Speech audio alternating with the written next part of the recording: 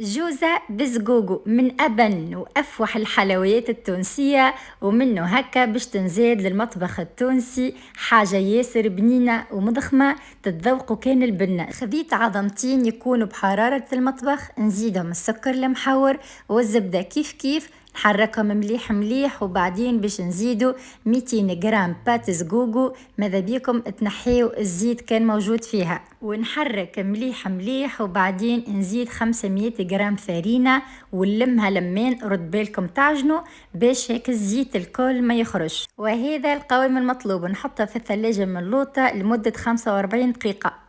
وماكينة الجوزة شخت عليها خاطرني وصيت مع عند الدكاني بوانتين تهز 24 كعبة، دونك ترتحني وتربحني في برشا وقت. واللي عجبني أكثر الماكينة قوية، وفي ساعة تسخن وفي ساعة طيب، وطابوا في حقهم ما شاء الله. وهيك الريحة فاحت في الدار الكل، نودكم وما نشهيكم ننظفوا الجوزة على جناب الكل، وبعدين الفاخس باش يكون كراميل عادي.